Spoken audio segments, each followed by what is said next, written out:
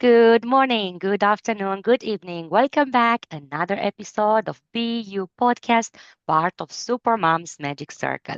And today we have an amazing guest, Becky. She is incredible. You will love her, and we will talk about toxic relationship and how to get out of that vicious cycle. We'll learn so much from her, so stay tuned. Before we go and get to know Becky, let me say that I have one slot available. If you feel that you are ready to really get your business to the next level, send me a fire. And I offer free business clarity sessions. I do offer them one or two each month. So at the moment, I have one more slot available. Send me that fire so we can create some magic together. Now, let me go back to this amazing, incredible woman.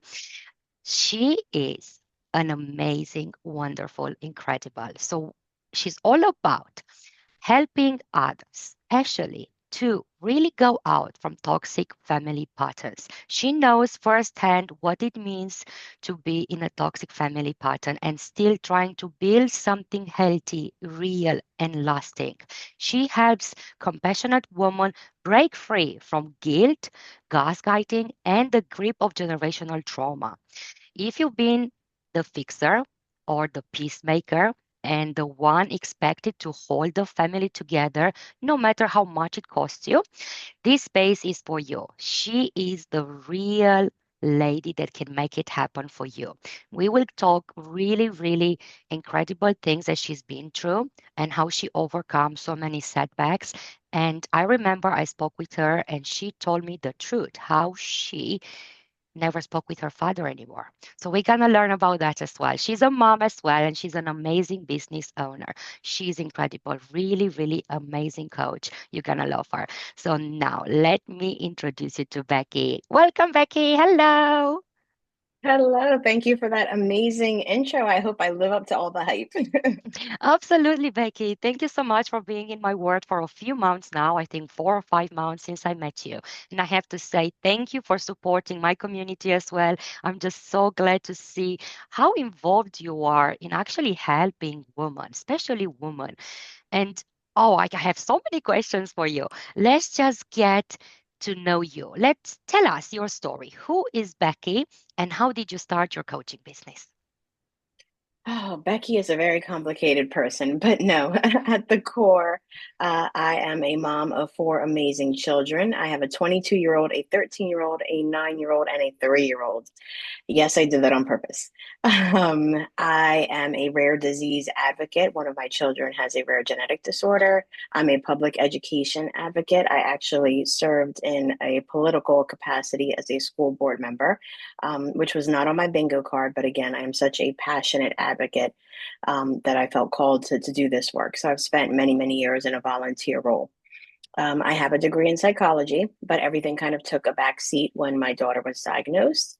And throughout all this, my daughter being diagnosed, working in the rare disease space and the public education space, I was still going through this turmoil with my own family, my father in particular. And for me, it kind of came to a head. About 6 years ago, we were actually arguing because, he is a smoker and my daughter's rare disease actually has a lung component to it. She'll need a lung transplant someday. And I told him, I said, you can't come around my house. I don't visit your house because, you smoke cigarettes and you have to offer that respect that I'm trying to protect my child. The conversation did not go well. And that was the beginning of me having to go no contact with him during that time period to protect my child. So I would say that even with a psychology degree, with years of therapy, it took a lot of work for me to be able to break that cycle and raise my children in a different way. Absolutely. Thank you so much, Becky, for being so open and honest. I really appreciate it. And congratulations being a mom of four. Especially those different age, I'm like, oh my gosh, you on a daily basis, you have to deal with everything. A toddler, a teenager, right in between. I can imagine how your life is. And congratulations for taking that decision to go no contact with Yes. your father, which I can imagine how difficult it was for you, for them, for everyone else. And that's the reason why you are the cycle breaking coach. I love it. I really do. Please tell me what toxic families means to you, what that actually is. Yeah, so I see it from like a generational perspective because in my family, fortunately or unfortunately, we had several generations still alive. So I literally could see it pass from generation to generation. So, whether it's narcissism, whether it's emotional abuse, psychological abuse, physical abuse, these are conditions that if you don't speak about it, you don't call it into existence, it's going to repeat in some form or fashion in the next generation. And whether we do it intentionally, mostly it's unintentional. Like, I don't believe in most families that they willingly pass this on. But again, if it's something that it isn't dealt with, you do see it pass from generation to generation. So any space where you're in a family situation and you don't feel safe to tell your truth and to be authentically who you are and to take a stand for yourself, that is a toxic situation. Hmm. That makes sense, absolutely. And we might be in one and we have no idea we actually dealing with that. So what was your first thing you did after you actually said no contact with your father in that situation? And by the way, are you back in touch with him now? I'm really curious about that as well. And Yeah. did you no, okay, so still no contact. Okay. How that changed your life? Taking that decision and Mhm. I would say it wasn't, I'm not going to lie and say it was immediate peace and everything was sunshine and rainbows because it is absolutely not. There's a lot that goes into that. It's dealing with the judgment from other people. They're like, wait a minute, you don't talk to your father. Like, how could you? The judgment from other family members who are caught up in this, the go between and the drama. But I will say there was definitely a moment of peace and continued peace for me because there was no more arguing. There were no more phone calls. They were just done. I could choose how I wanted to explain that to other family members. And I said, this is my decision. You can respect it. I had family members who, of course, wanted to call and wanted to hear all the gossip and the drama. And I'm like, no, no, we're not doing that. This was a decision that I needed to make for my family. Um, and there was definitely a peace. It was not without sacrifice, but there was definitely a peace. And my children were no longer also witnessing that behavior too. So that was an incredible bonus for me. But I will say, just from a personal perspective and with the inner work that I was doing, I had been in therapy for years. Like I said, I have a psychology degree. But making that break gave me clarity and I was able to start a business. I was actually it was in that time that I actually did run for public office and became a school board member. I lost 80 pounds. I had been chronically Wow. overweight my entire life. Tried every diet, known to man. But I think the physical weight that I was holding was a representation of that emotional weight that I was holding. So where no diet had ever worked before, suddenly I was able to lose weight and keep it off. So it was a both physical and mental transformation. Wow. Wow. That's all I can say. Wow, wow, wow. I know, and I saw you so many times talking about get your power back and no longer being silent. Tell us more about that because that's so powerful. It absolutely is because I think, especially for a lot of women, I almost liken it to like another, we know the Me Too movement. And in the more circles that I find myself in, and I talk about toxic family dynamics, everybody's like, oh, yeah, me too. It might not be a parent, it might be a sibling, cousin, aunt. There is somebody in your family that you just don't like to be around. But you feel bad because they're your family and you're raised in most cultures and religions and everything that family comes first. So to kind of take that back and say no, even though you're not family, it's not okay how you're treating me. um, it's definitely a shift that you have to make for sure, but a very powerful one because then you're saying, no, I have the right to make a decision on whether this is a relationship that I'm going to continue or if I choose to continue, because going no contact is not for everybody. Putting up very strong boundaries on what you will and will not accept. Mm-hmm. Okay. Okay. I get you. Thank you so much. Thank you for sharing that. So I know you are a self-worth coach. Let's talk about self-worth, what it means to you, and how can we really, really embrace that and really feel worthy. Absolutely. And I think part of, particularly when the toxic family member is a parent, because then you're born into that cycle, right? Um, and then you're born into that cycle and you don't understand anything else. Like it seems normal to you that, your family behaves in this way. So your sense of self-worth is actually distorted, and you no longer feel as if you deserve love because the people who initially were supposed to give you love did not. So part of that is that realization moment where you're like, wait a minute, something's not right. And I need to figure out what it is. And then it's rebuilding that identity to encompass who it is that you really want to be. And then, of course, ultimately rewriting your story. I read a book that encapsulated all of this for me. It was actually called Worthy by Jamie Kern Lima. And that was a light bulb moment for me in that I was like, wait a minute, I don't have to earn worth. Everybody inherently has worth. You're born worthy, no matter what your income level is, whether you have children or not, whether what your job title is, your education level is, everybody is worthy from birth. And I think once Mm, you take that in and work on that mindset, you stop performing in order to prove yourself. that's fantastic. Really, really good. I love what you just said. So, somewhere inside us, we lost that, especially when we are trying to please everyone else, especially when we don't really have a purpose. We have no idea what do we want to do in life. Like literally, how do you want to create and live? So you said everyone is worthy from birth, which I totally agree with that. So from your experience as a coach, how would you guide someone in one or two very simple steps to really go back and find who they are and how can they feel worthy again? Absolutely. And I think the very first thing that I always coach my clients with is the realization moment.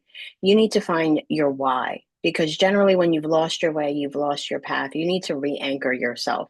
Whether it's for me, my why was my children. Maybe your why is, running a successful business, moving up in the career, building a healthy marriage, whatever that is, needs to be a very strong anchor into what you're doing. And then it's going through the rebuild phase. It's like, okay, now that I've established who I am and who I am not, who do I choose to be now going forward? Because you have a choice whether you want to continue in those old patterns or whether you want to rewrite your story. And that takes there's a lot of little steps in between all of that, but that's basically what it boils down to. It's just making a different decision. Absolutely. So it's that clarity that you need. Once you answer the question of why you do what you do and really go and what do I want, then it's just a case of you have your GPS, just go for it. At least you have a destination. I love it. I love it. I know you do so many workshops and you offer so much for free every single time when I see a post. And thank you again for being so involved in the community, Supermom's Magic Circle. I love to see your love, and you're there to encourage everyone, to support everyone, and you do so many offers for us as well. So, talk a little bit about the workshops that you run and what do you like about them? Oh, I love it. So I've started hosting a monthly, what I call No More Nice Girl Hour. So it's the unapologetic AF hour, because I am a little spicy. But yes, it's a space where women can come together to kind of break those people pleasing behaviors and try to figure out and flesh out what the choices that they want to make. And I always offer a mini training inside of that hour as well, because I don't want it to be a place where we live in just victim mentality. I mean, we can all sit on a Zoom for an hour and complain about our husbands, our children, our family. We can do that.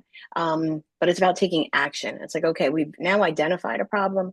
Now, what are we going to do about it? I'm very much all about action. So I hold those monthly. I try to change the time around and I'm playing with because I know we have our European friends and maybe I'll do a weekend too because moms are busy. But yeah, so that's I've started doing that and that's amazing. And I do have some master classes that live on my YouTube channel as well. So yes, you're right. There's several different ways on my website that people can kind of see what it's like to work with me or get some resources. I have a no contact checklist that I offer, as well as a 3 steps to stronger boundaries checklist as well, and those are both free and on my website. That's phenomenal. And I love your titles. They are so impactful and so powerful. You're really on the game there. And as I said early on, you are really all about giving value. And action taker, 100%. Victimizing, it's not serving us anymore. Let's do the shift. Let's take some action. Let's move forward. So I love it. Now, talk with us a bit your coaching, because I know you also have a program or you have coaching that you do. And that's something, again, that's really backed in your heart. Like it's something that means so much to you. And now you want to share it with others. So can you tell us a bit more about that as well? Yes, no. So I do offer one-to-one coaching. The eventual goal will be, yes, to do a large group program. But I do understand that for some women, this is a very personal and private thing that maybe they're not willing to share, even though I totally believe that there is amazing healing that can be done in a group setting. But yes, one-to-one coaching, and I have my own do-over path system that we go through that's 5 steps to kind of get you regulated and in a place where you can make those decisions. And even if, because there are going to be roadblocks and stumbles and things that happen, you can always go back to that system and say, okay, now where do I need to retrace my steps and go over again?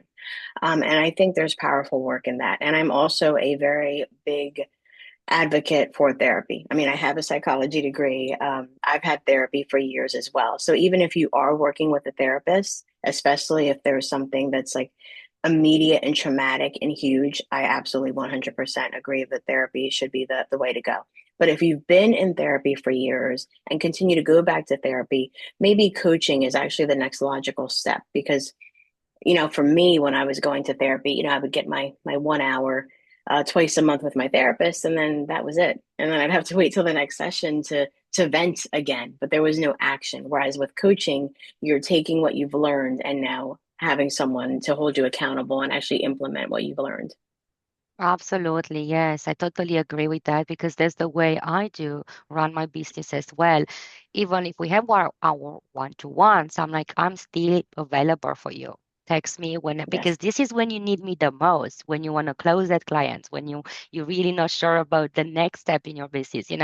And thank you so much for doing that. Accountability, it's really changing lives, that's for sure. Now you have so much experience, Becky, psychologist as well, and therapy and everything you've been through. What's your perspective about fear? Ah, fear. I would say that fear is necessary, and fear is also a very great motivator. It's what motivated me. Um, it's what motivated me to change the way I raise my family, the way that I deal with my father, obviously. It was even what helped me lose weight, quite frankly. But there's a difference, I think, between healthy fear and paralyzing fear. There's the fear that motivates, and then there's the fear that just keeps you frozen and stuck and not moving forward. So I would never tell someone, don't be afraid, because if you're not afraid, then that's a whole other thing that a therapist probably would need to get into. But I think it's learning to manage fear and using it in a constructive and healthy way. Mm, I love that. I love it. How about guilt, especially as moms? hmm We are dealing with that a lot. Oh no, did What do you think guilt it's actually all about? Why do we feel guilty? Either if we're feeling guilty that we are not spending enough time with the family, or we are guilty that maybe we are spending too much in a business, or all sort of guilt.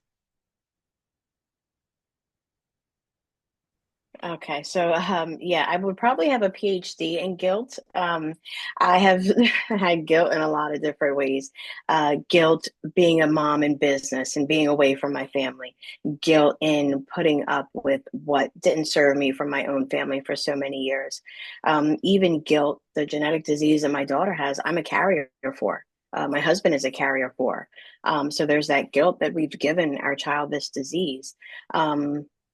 And I think there's a difference between guilt and shame. Guilt is a healthy, normal emotion, and we need to process that. I think it's when guilt crosses over to shame, and then we live in that shame that, again, like fear, it can paralyze us. So it just depends on how you process the emotion. But for me to say, oh, I don't have any guilt for cutting off contact with my father or giving my child a rare disease, I would be a liar.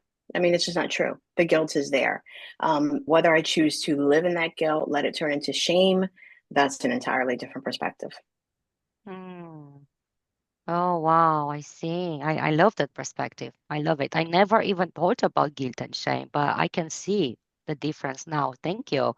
And I'm Yeah. sorry you had to go through all of this. I'm sorry it's difficult, especially if did you knew from the beginning that your daughter is facing the rare disease, or how was the situation?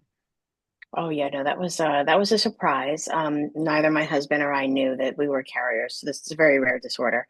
But when she was born, it was very apparent that there was something different. My husband and I are both of Puerto Rican descent, so we are obviously tan, dark hair, eyes. And when she was born, she had platinum blonde hair and was very pale. So they started talking about albinism. We went through the whole genetic testing, and then we eventually found the diagnosis of Hermansky-Pudlak syndrome. Um, and then, of course, my husband and I were tested, and they can actually pinpoint like where on the DNA. It's crazy. I'm not a science person, but they know on what strand of DNA where it is, like the whole thing. Um, but yeah, there's definitely a lot of guilt, and a lot of the work that I did in the nonprofit sector was also coaching new parents whose children were newly diagnosed, and they had that same guilt that I had. It's like, wait, we didn't even know that we were passing something on to our children. Um, as we're the difference between a toxic family cycle, once you recognize it, you can't unsee it, and then it's on you to do something about it, which is a difference, obviously, with a genetic disorder. You didn't know, you can't, we're not in a position where we can edit our DNA just yet. So it's definitely a different type of cycle, but still the same guilt, shame in both. The parallels to me are very, they're very similar in the work that I've done on both sides of the aisle, for sure.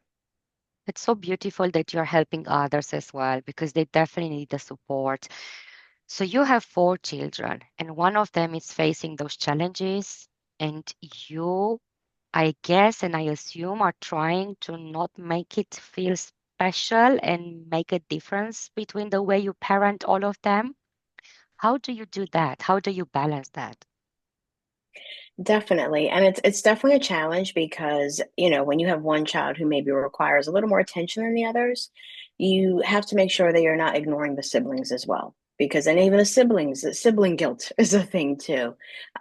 So of course, and then you also want to raise your child in a way that, and this goes for any child, whatever their challenge may be, that there are somehow limits on what they can do. So for instance, my child that does have the rare disease, she's also legally blind. But I've never told her you can't do something unless it's, like physically impossible or unsafe because she has a bleeding disorder as well.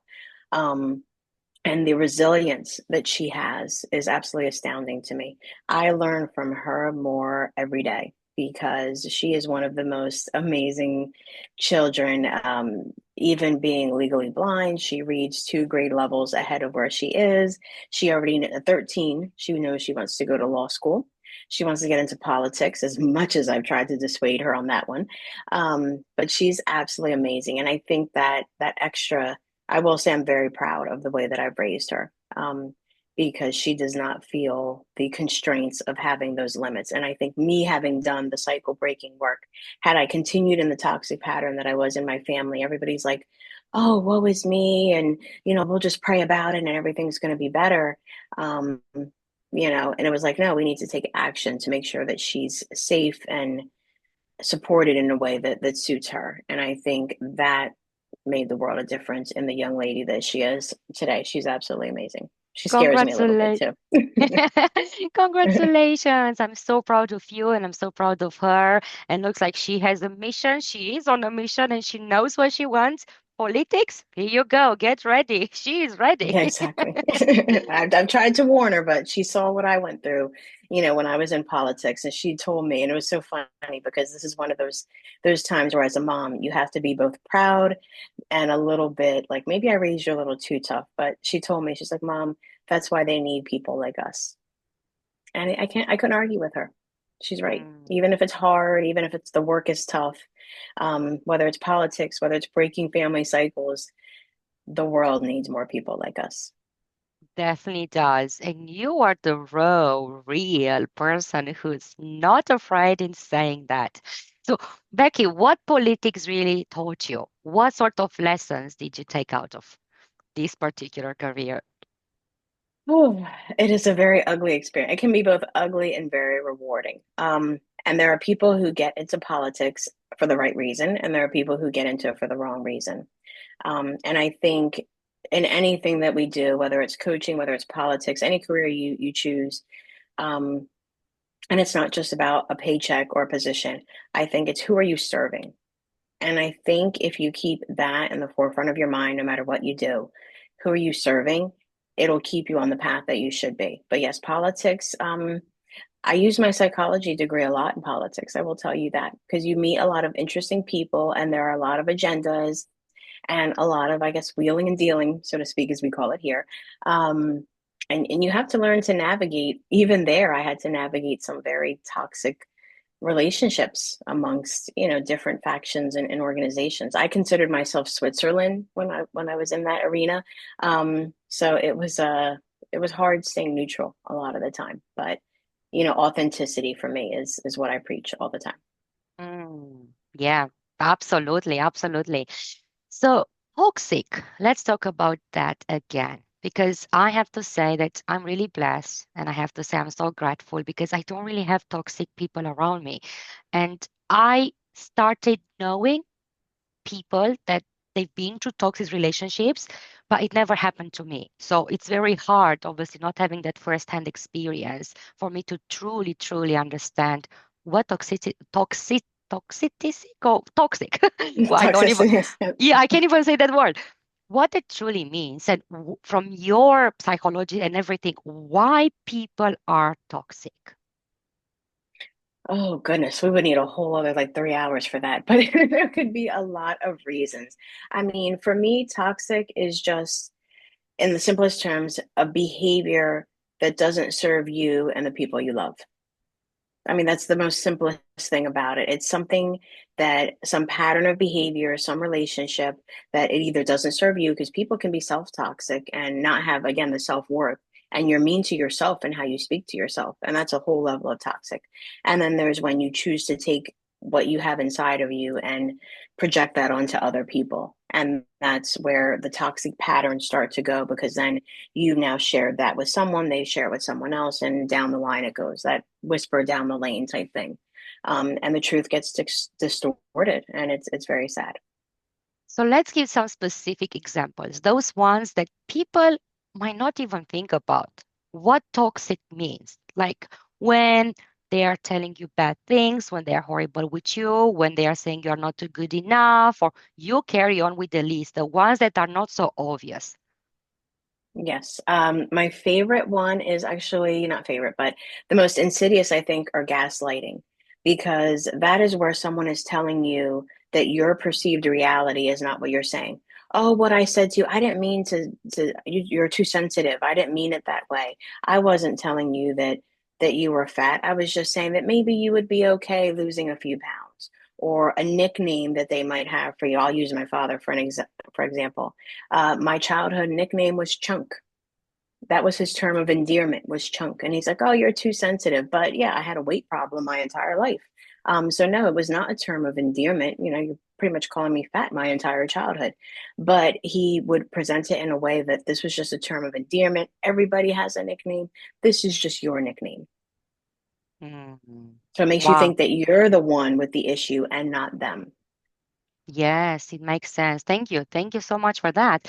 And I don't know if I said congratulations for you having the courage and losing that weight that you mentioned at the beginning of the episode. How? How have you done it? Oh my goodness. It was just honestly simply eating what I should be eating, moving my body in a way that made sense, and drinking a lot of water. I mean, it's really, we know what we're supposed to do. We just don't do it. And I think being consistent over time, even if you're not 100%, people I hear in the diet, oh, if I mess up one day, I might as well just go off my diet. No, you just make the next right choice. And I think that goes with anything that you do, whether it's in business, with family, with parenting. Maybe you had a bad day with your children. The next day is a new day to start over. If you yelled at your children one day, you're not going to say, oh, I guess I can't parent anymore. I mean, that doesn't make any sense. Yes, So, I love same it. Same concept. Yeah, yeah, yeah. That's so good. That's so good because you have a choice actually and carry on doing the writing now, even if you messed up, which is fantastic. Now, Becky, before I let you go, we're going to put all the details so people can reach you one click away. That's for sure. And I will definitely encourage you to go and check Becky, see her work, see what she does. She does lots of amazing, amazing things. Like you can see how amazing she is. I have one more question for you, Becky. Please tell us what BU means to you. Just honesty and authenticity. I mean, if you live in a place where you don't have to pretend, then you don't have to remember what lie or what face you gave to somebody. And then it's peaceful, it's less exhausting. It's just you show up as you. And then there's no mask, there's no chains, there's no anything. You're just you. That's phenomenal. I love it. So short and so powerful. Thank you, Becky, so much for being you and for everything you do. I really appreciate you. And I'm so grateful that I have you in my life, I have to say. And you have that beautiful energy. You have that can do attitude, no matter how difficult it is. I know if I have any type of issue, Becky is there and I can go to her and she will break any cycle that I want to break. She's going to Yes. support me. So thank you so much, Becky. You're wonderful. Thank you. Thank you. Thank you. Thank you. This Thank you was for having me, Roxandra. This has been an amazing opportunity. And I hope I've touched at least one person listening. Then I will have said, job well done. I'm sure you did. I'm sure because you are so authentic and you could say she is so real and she's all about serving. And I love that about Becky. So please go send her some butterflies so she knows you're coming from this beautiful community and she has some discounts for you. She's opening her arms for you. So just go have a chat, get in touch with her and see how she can help you and support you in your life. This was all from today, beautiful ladies. Thank you so much for listening. Another amazing episode with another incredible woman. And if you feel ready to have that business clarity session with me, send me that fire. It's one. I have one more spot for this month, so send me that fire and let's make some magic together. If you are ready to really make the business to talk your language, I will wait for you as well. This is all from today. And remember, keep on shining, keep on smiling. Bye.